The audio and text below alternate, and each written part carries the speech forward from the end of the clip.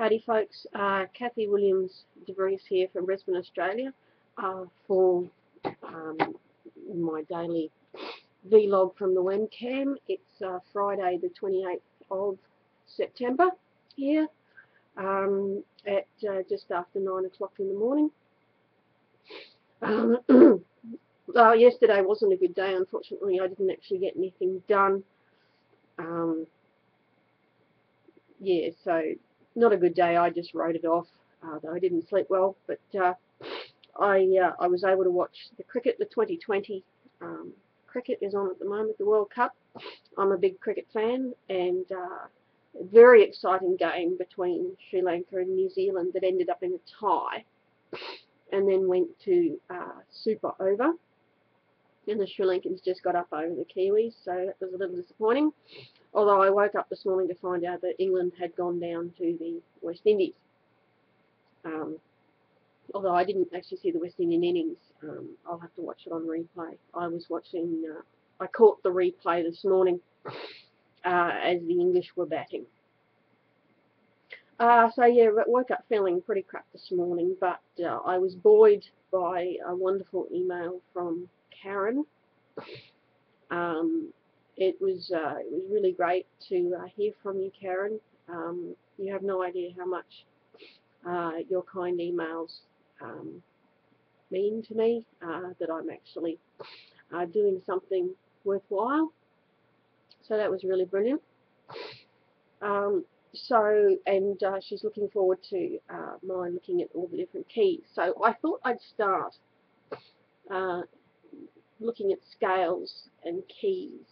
And I want to emphasize key rather than scale, because I believe a key is a mindset. You know that, I mean, barring modulations, of course, that you're always going to have a certain sharp or flat in the key signature, and you're able to adjust your fingerings to make that happen. For example, in an E major scale, you will use the right hand E, left hand F sharp in order to get to the right hand G sharp, and that goes the same for the 12th up, E, C sharp, D sharp. Now there's more than one way to practice your scales. There is the obvious, if I start with C major, nice and easy.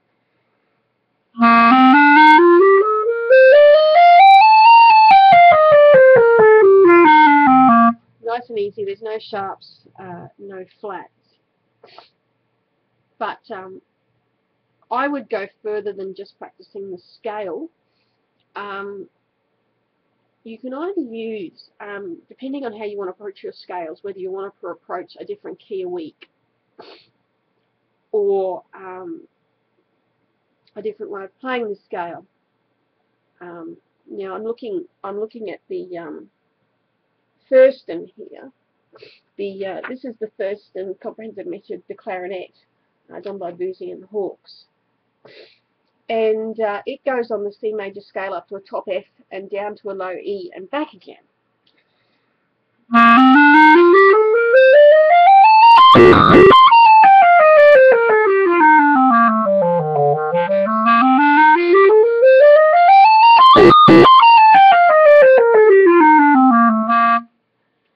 And I think actually that's a very good way of practicing the scale, because when you come across scale passages in a piece, they're not always starting on the tonic.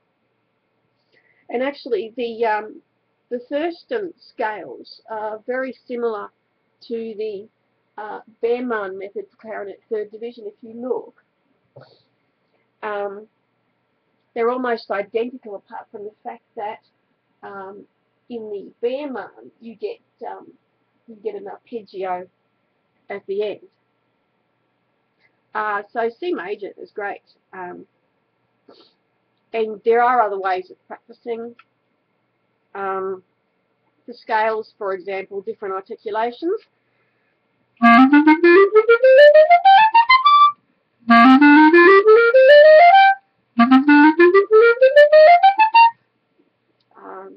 Different articulations.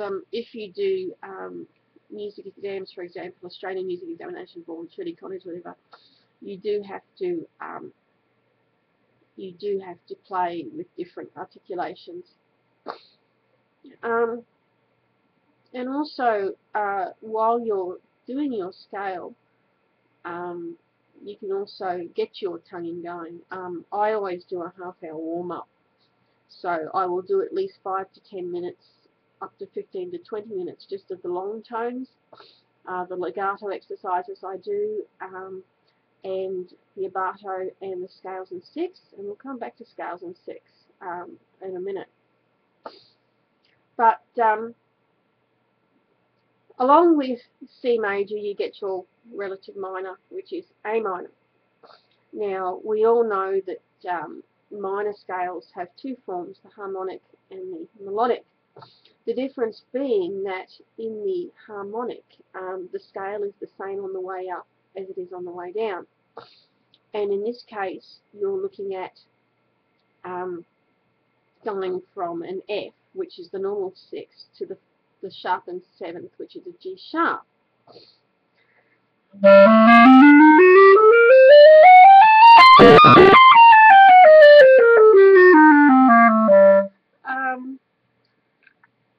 Yeah, so in the C major scale, and in the Thurston, you do have both the harmonic and the melodic.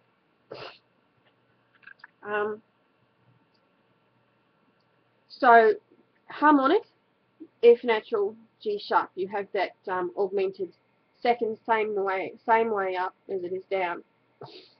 But the melodic sharpens the sixth as well as the seventh on the way up, and then flattens both of them on the way down, so that you end up with the relative major.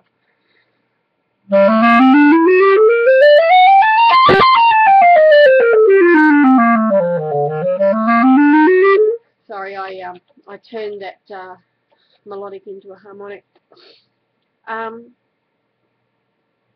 But one thing you must remember is that if you are sort of down the octave and you have to play an F to a G sharp, you will need to use the left hand C in order to get to the right hand, the left hand F to get to the right hand G sharp. So, so you've got your two scales.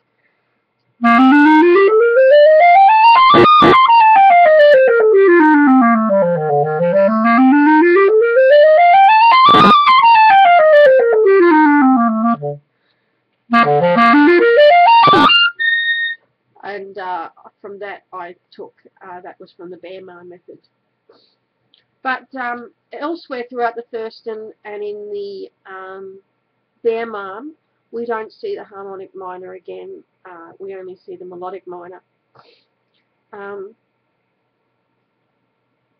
Now, once you've mastered the scale, just the plain scale, and before we go into arpeggios and thirds and sixths and the diminished, Thurston has what's called an interrupted scale, and people ask me, why do you practice interrupted and returning scales? Well, that's the easiest way to get into the mindset of the key, so that you can play the scale starting on any note in the scale, so that it really firms it up in your mind, exactly what's required with the scale. So Thurston has the interrupted scale but doesn't have the returning scale, and also the returning scale in the Behrman is only on the major, it's not on the minor. And the difference between the interrupted scales in the major and minor is that in the major, once you get up to the top, you then go down by step as you were on the way up. So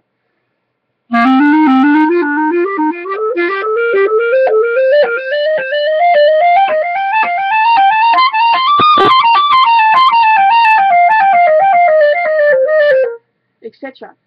And of course you can practice your different articulations here as well. Whereas in the minor, once you get to the top, you just coast all the way down the relative major scale.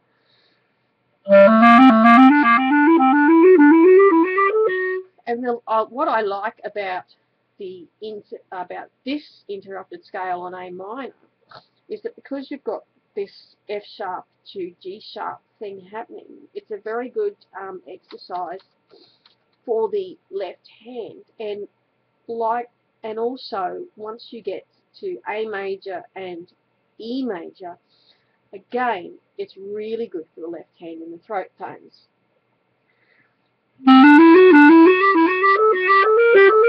Sorry, excuse the flat B. I'm playing into my skirt, but it's brilliant.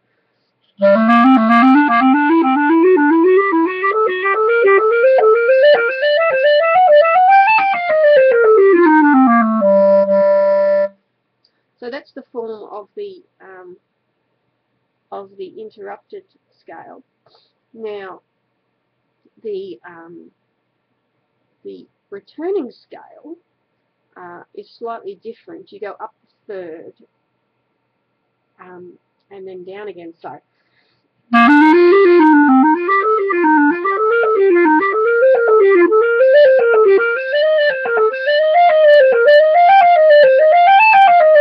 it's brilliant, and that's out of the Behrman. You won't find that in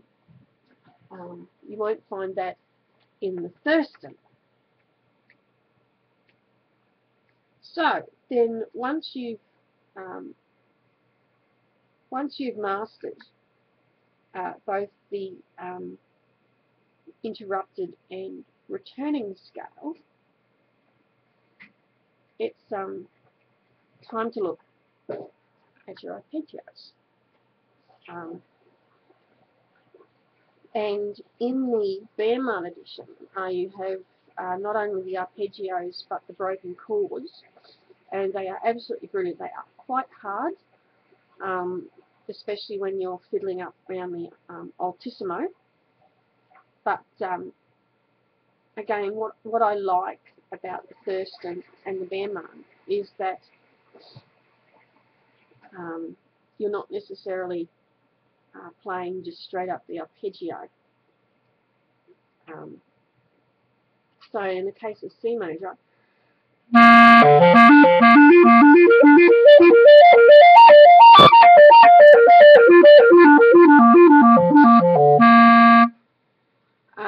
and there are suggested articulations. I prefer to slur to get a really, really nice legato and let the tongue take care of itself, because in this case, in my daily warm-up, I do staccato for about 10 to 15 minutes. But here,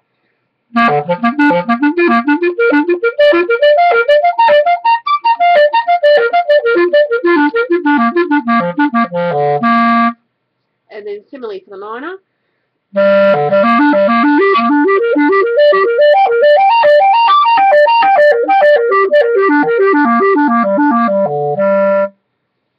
But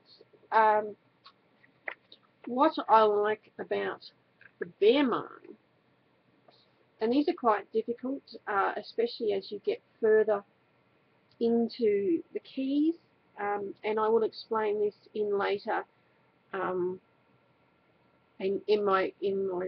later in my series of keys, especially when you're looking at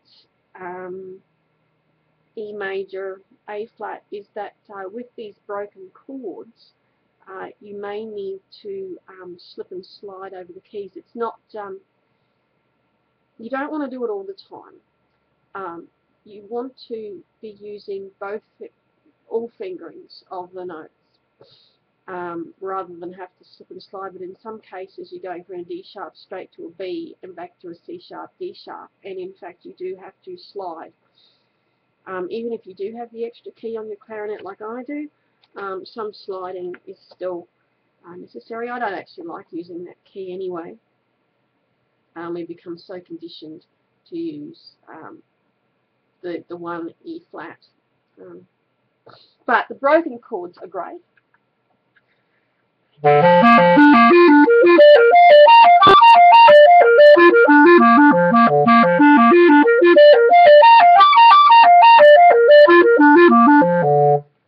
similarly for A minor. Now the next, once you've got the arpeggios happening, Wehrmann introduces you to two types of diminished. Actually, we won't. While we're on arpeggios, what we should be looking at actually is the dominant seventh, which is not in the Thurston, but is in Wehrmann, and they're dominant ones. So in C major, it's quite. You get the dominant seventh in the first two bars. I'm talking page 25 here. Then we break the chord up, and then we go by fifths, so that it starts.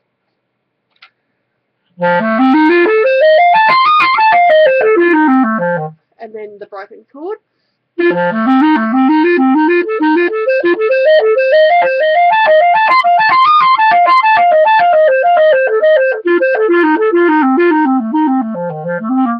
Now the next part, I actually wouldn't play that terribly quickly at all. I'd use this as part of my long tone exercises, especially when you get into the altissimo register, and that then leads to the scales in six. But in C major,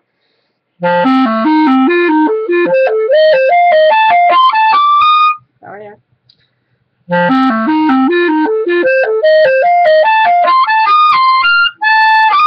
And that's where it gets difficult.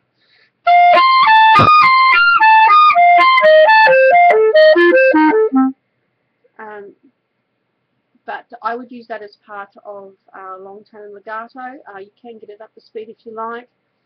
I actually don't practice the dominant sevenths all that much. And you can choose what top G you want,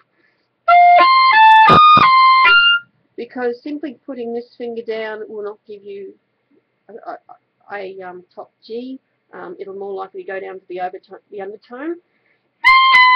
See what I mean? You can add this finger. I prefer to finger out this G. That's my personal preference. So we've done the arpeggios and the dominant seventh.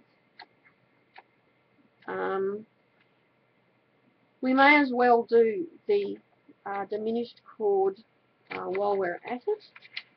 The Wehrmann has a couple of different diminished chords. There's number 3 on page 9, the diminished chords of the 7th, and then number 5 as well.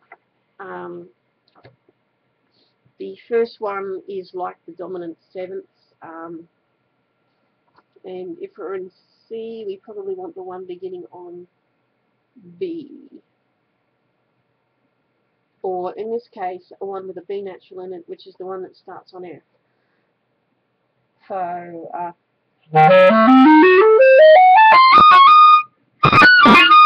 haven't practiced this in a while. Now here we've introduced the left hand F in order to get to the right hand A flat.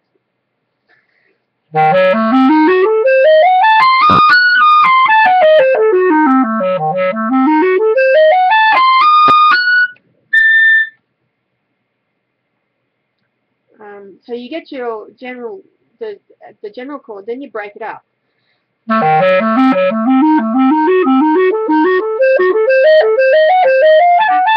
Etc. And then we do it in 6th, and here again I would do this slowly. to get the legato between the sets.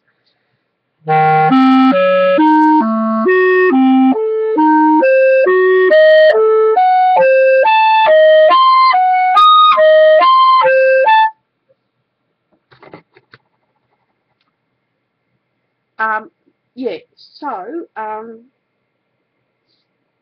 there's that aspect of the diminished seventh, and then we go on to a slightly different version of it.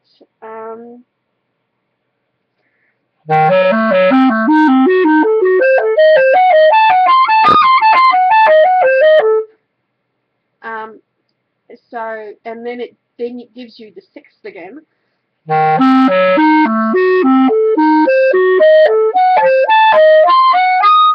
Notice that when I do my top F, I put down the banana or sliver key. That's because the top F fingering is a little bit flat. As for the A flat fingering, it's generally that for me, although I do sometimes raise this finger as well. So we've done all the scales, and now we need to look at scales in thirds and scales in sixths. Now these are brilliant.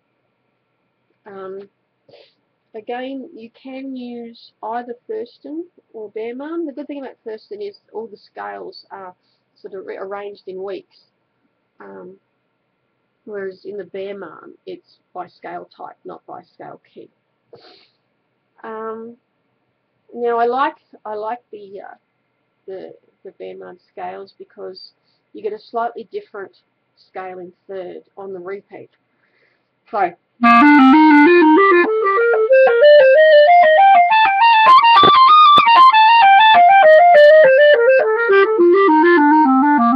and then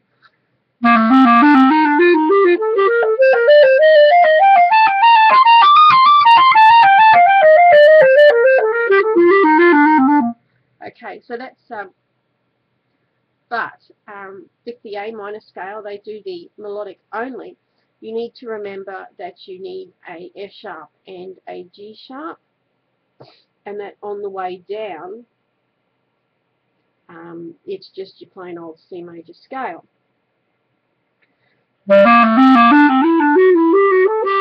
And actually, I would suggest that you practice that bar simply because you've got this left hand stuff happening. So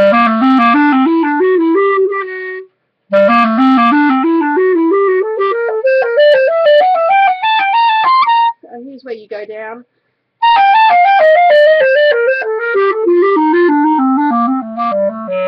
And we're reminded that we are in A minor.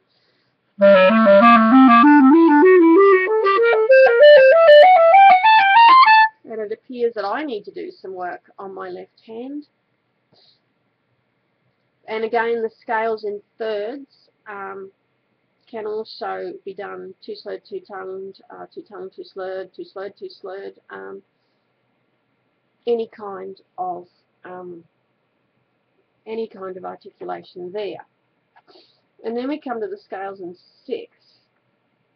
And these are really brilliant. I use my scales in sixths for my legato exercises. You would have heard. So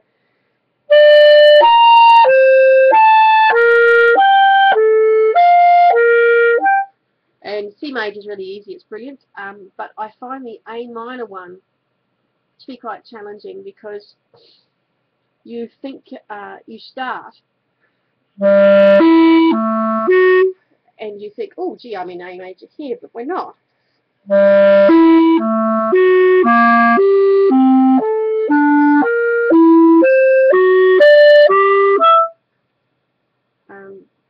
So again, it's the F sharp and the G sharp on the way up, and plain old C major on the way down.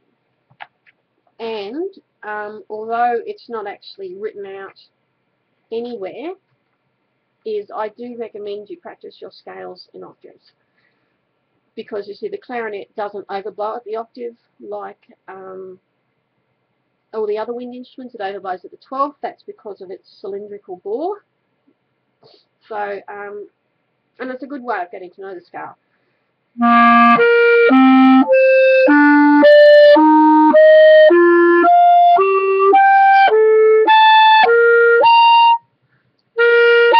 Okay, that wasn't so good. But the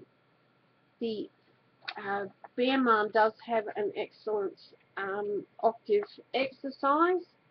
Takes about 5 or 10 minutes. I don't do this at speed. I do this slowly to get the smooth legato between the notes.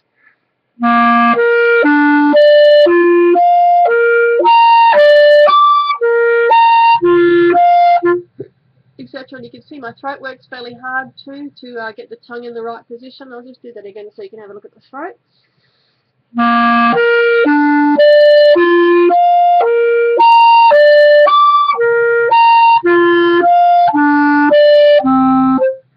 So you can see how hard that has to work. But that's a really good warm-up exercise. Sometimes if I get sick of the scales and sticks, I will do the octave exercise. So I think I've pretty much well covered C major, A minor. I'm gradually going to work my way through the keys. All you need to remember, C major is pretty self-evident. It's no sharps or flats. With A minor, you can either have the augmented second between F and G sharp, and this is where you need the left hand F in order to get to the right hand A flat, or not A flat, G sharp in this case. Yeah, and use the A minor interrupted scale and the scale in thirds for your left-hand practice. There's also a brilliant longinus exercise that I've previously done a tutorial on. I probably need to get back into that particular exercise. Yeah, now there's a couple of G sharps you can use. This one, this one, this one, this one. It depends on what works on your instrument.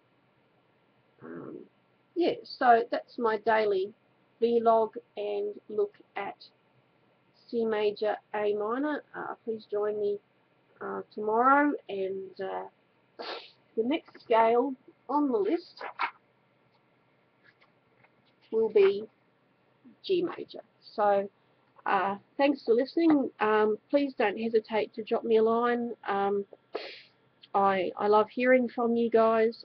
I love knowing that I am making a difference. And you know, any questions you might have, Skype me, Kathy Williams-Devries, email me, kathleenwilliams76@bigpond.com, Skype me on Kathy Williams-Devries, and also you can friend me, Kathy Williams-Devries 2, because Kathy Williams-Devries has got 5,000 friends already, but please friend me on Facebook. I'm also on Twitter, Kathy Williams76.